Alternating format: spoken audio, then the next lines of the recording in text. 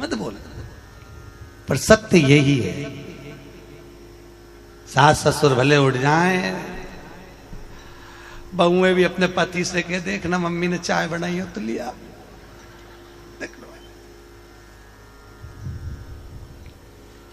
वो भी बेचारा क्या बोले, चाय ला के दे दी, अम्बे जगदम्बे पी ले।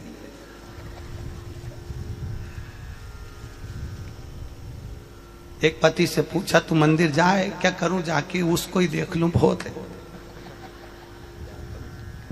तुझ में रब दिखता है यारा, मैं क्या करूं, सब उसी में तो है, करूंगा क्या।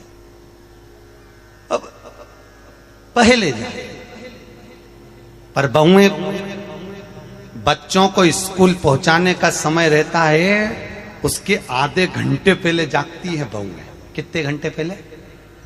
अरे बोले जम के आधे घंटे पहले। और जब आधे घंटे पहले जागती तब देखो, जल्दी तैयार हो, स्कूल जाओ, बैग जल्दी, काम बैग कहाँ गया, टिफिन कहाँ गया, बोतल कहाँ गई, अरे वो बैग निकल जाएगी, तेरी गाड़ी निकल जाएगी, जल्दी कर जल्दी कर।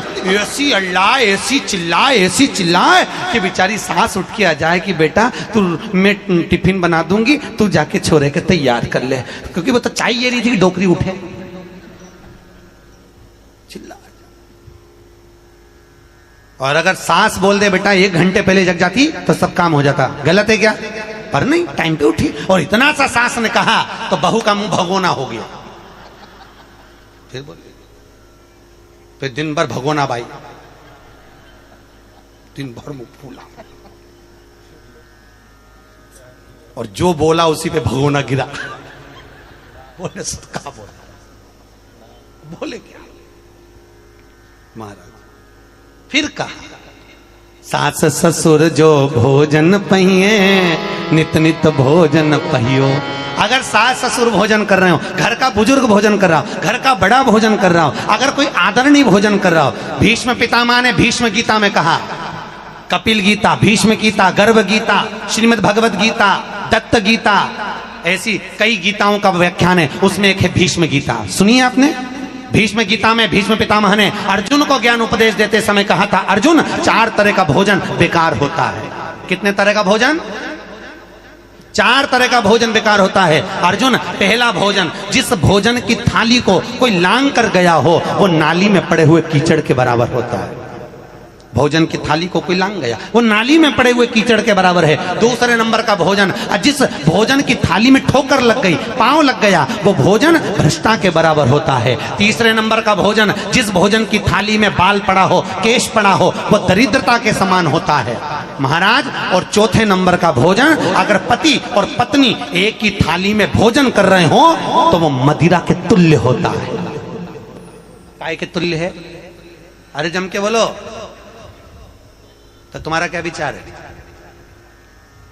भीष्म गीता कह रही पति पत्नी अगर एक ही थाली में साथ बैठकर भोजन कर रहे हैं तो मदिरा के तुल्य। और सुनो अर्जुन, अगर पति के जीवने के बाद पत्नी उसी थाली में भोजन करती है, 4 धाम के तीर्थ के प्रसाद से बड़ा महाप्रसाद बन जाता है। पति के जीवने के बाद अगर पत्नी उस थाली में भोजन करती है। और सुन अर्जुन, अगर बेटी घर में कुंवारी है, बेटी की शादी नहीं हुई, बेटी अगर कुंवारी है और वह अपने बाप के साथ में, पिता के साथ में बैठकर भोजन करती है, तो उसके बाप की कभी अकाल मौत नहीं होती, क्योंकि बेटी काल को हर लेती है।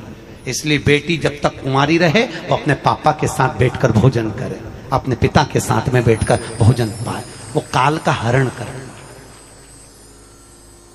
और आप सबसे निवेदन है, अगर साथ जीमते हो,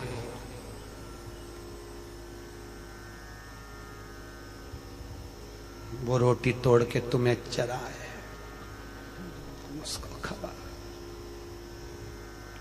तो निवेदन है, हम ये नहीं मना करते कि तुम साथ मत जीमो, जीमो, पर एक थाली में मत जीमो।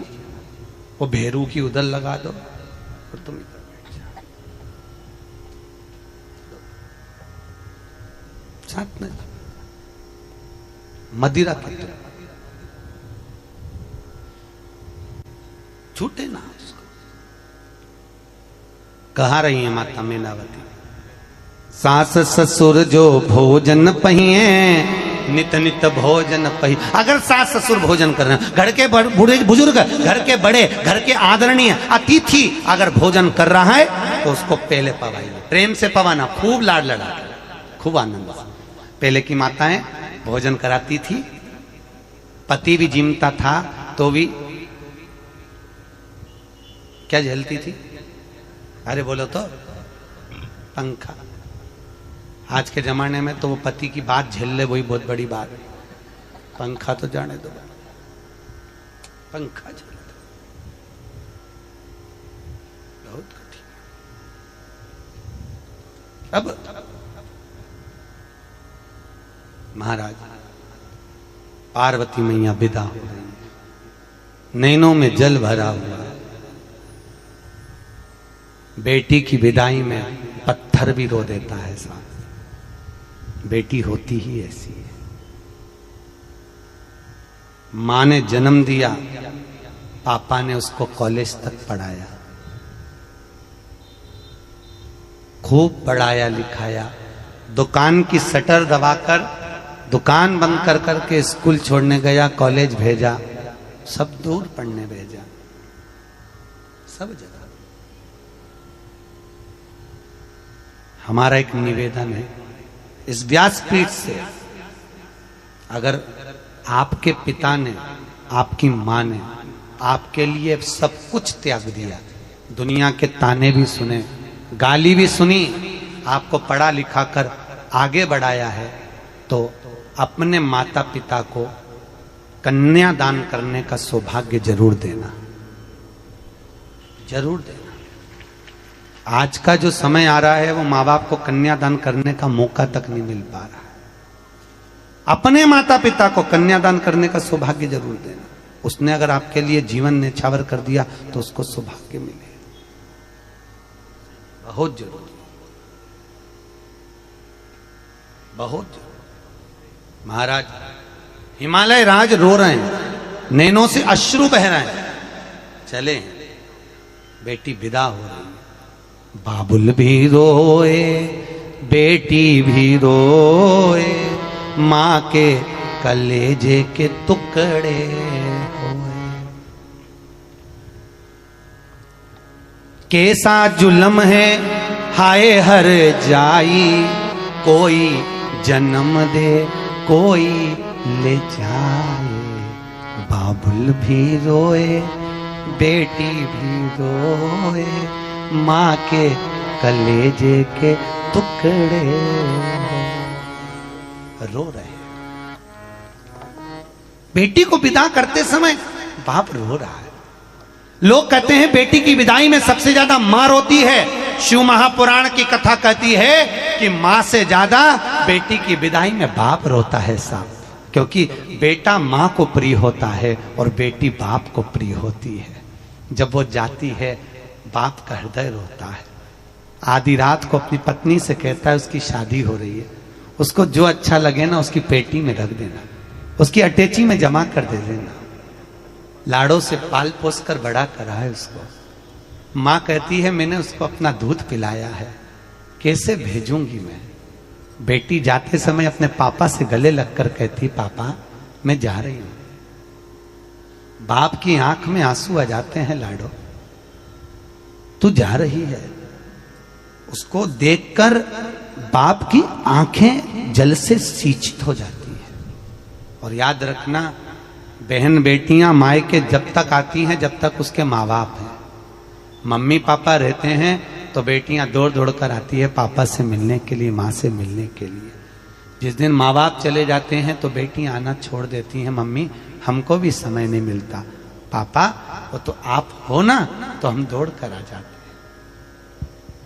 मिठास से बहुत दूर अगर बेटी को परना देते हैं तो बेटी भी आंख में आंसू भर कर रोती है, पापा मैं देखने के लिए तरस जाती हूँ। कोई त्योहार आता है, भाइयों से कहा जाता है, माँ कहती है अपने बेटे से जा दीदी के यहाँ चले जा, बहन के घर चले जा। क्या मम्मी तुम बहन के यहाँ भेजती रहती है? समय नहीं है मेरे पास जाने के लिए, मैं नहीं जाता। बहुत बहुत दिन हो जाते हैं।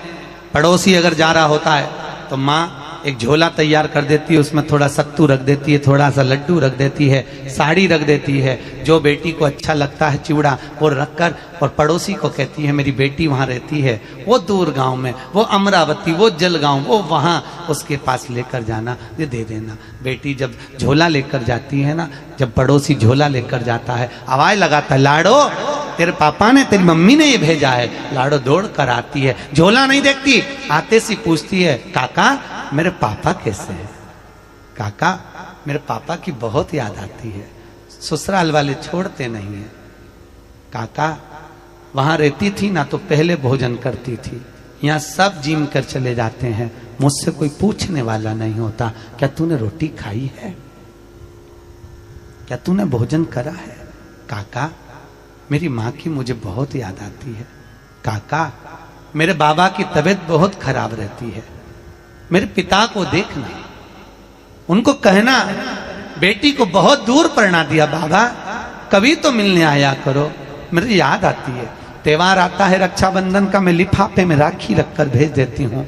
माना मैं बुजुर्ग हो गई फिर भी मेरे को मायके की याद आती है बाबा, मुझसे छूटता नहीं है।